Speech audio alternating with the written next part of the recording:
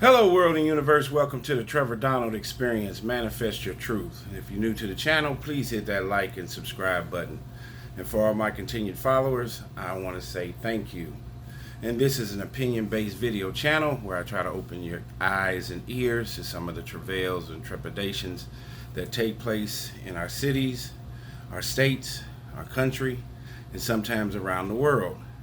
And this one is actually coming straight out of Poland.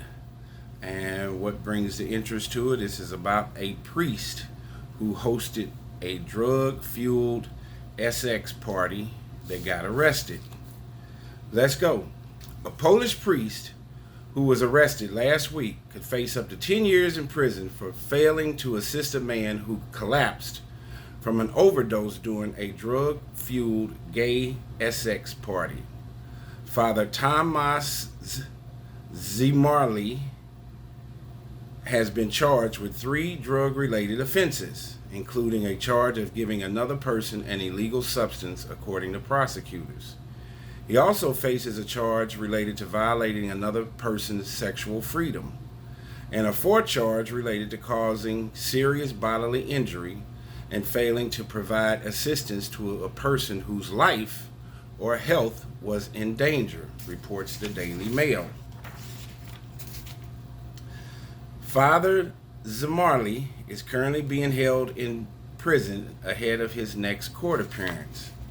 According to local media, Father Zmarly, the pastor of a church of the Blessed Virgin Mary of the Angels in Dąbrowa Górnicza, Poland, allegedly hosted a small group party and play sex session in his apartment with 2 other men back in September. But one of the men collapsed after overdosing on erectile dysfunction pills, Viagra. The 3rd man reportedly called emergency services, but when paramedics arrived, they were denied entry into the apartment, according to the witnesses. EMTs were only able to attend to the overdose victim after police arrived on the scene. According to an audio recording of the 999 emergency call, which was obtained by Fact News, the 3rd man is heard sobbing, saying the overdose victim was so high, and they told me that he shouldn't be touched. I tell them to check on him. I lifted his head and he was foaming at the mouth.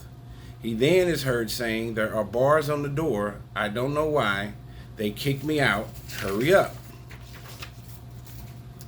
The caller tells the emergency operator that the men were taking party drugs, though he couldn't say precisely which ones, and asked the operator to send an ambulance and police to the priest's apartment.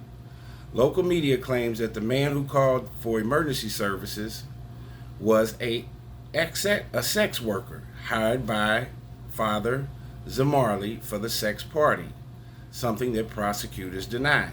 The overdose victim was taken to the hospital, where he later recovered and discharged himself.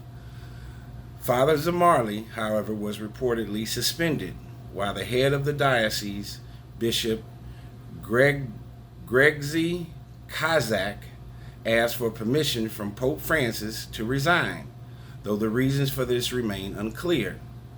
Prior to resigning, Kazak initiated an in-house canonical trial for Father Zmarly, which will likely result in Zmarly being defrocked or expelled from the priesthood altogether. A man claiming to be Zmarly's former partner told the newspaper that Zmarly had turned to a gay dating app, Grindr, while he was debating becoming a priest. At the end of his studies at the seminary, Tomek, aware of his homosexuality, hesitated about whether to accept priestly ordination at all, the former partner claims. He went on Grindr, but he finally decided to become a priest. Zmarly did not comment following his arrest last week, but when the scandal was first reported on by the media, he sent a statement to the newspaper denying the claims. The scandal reportedly caused outrage in the conservative, strongly Catholic town, with at least one arsonist attempting to burn down the church and several parishioners preventing their children from attending Mass, according to local news reports. The local mayor also cut off ties with the parish. As a city, we are famous for tolerance and respect for all faiths and views, the mayor said. However, due to recent reports from the diocese negatively influencing opinions about the city, the outrage of the inhabitants, and the lack of clear dissociation from these matters forces me to make the unpleasant decision to suspend the city's cooperation with the Diocese of Sosnowiec until real corrective actions are taken. According to the news agency, the Diocese of Sosnowiec, to which the Church of the Blessed Virgin Mary of the Angels belongs, has a history of scandals involving clergy. And here goes a few. In 2010, the then acting rector of the Sosnowiec Seminary allegedly got into a scuffle at a gay club, but was allowed to remain in his job for over a year, despite intense scrutiny from the Polish media.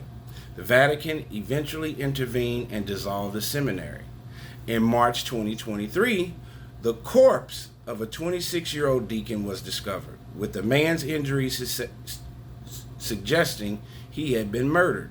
Local prosecutors claimed that he had been killed by a 40-year-old priest with whom he had a difficult relationship marred by conflict. The priest who committed suicide following the murder reportedly sent threatening messages to the deacon, according to the PAP news agency. Wow, what an incredible story. There's been all kinds of scandals over the years with the Catholic Church and the priests, with young boys, R-ing nuns, getting them pregnant, and they probably, as an organization, has had more sexual misconduct scandals than any organization, and definitely religious organization, in the last 60 years. And this, there's always this dichotomy with Catholic priests not being able to marry, but they are around children and women all day long. Nuns come in a second place to the priests. They report to the priests. I went to a Catholic grade school and back in the 70s, and the nuns ran the school, but principal and all of that, and taught. But the priest was the overseer of the entire school, and he would do the masses.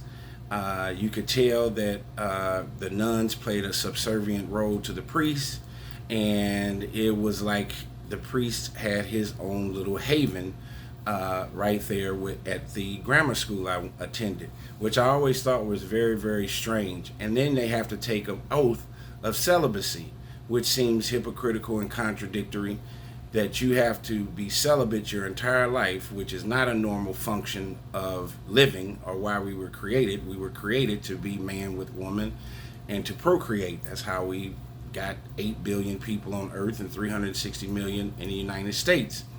I think it's a very difficult choice to make.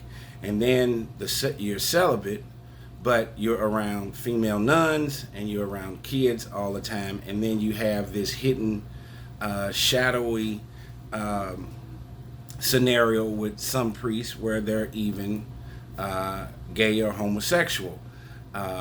So there's a lot of boiled up conflicts that are going on with these priests all the time, and then eventually sometimes it boils over, and then you hear about these weird and heinous crimes that have been committed against kids. As I said, there's been several stories of priests getting nuns pregnant, they having abortions, which is unfortunate. And now you have this scenario with this priest was having gay sex parties, and one of the male sex workers overdosed on Viagra, which I didn't even know you could. and now he has been jailed. This is a really strange story coming straight out of Poland with a Catholic priest. What do you think?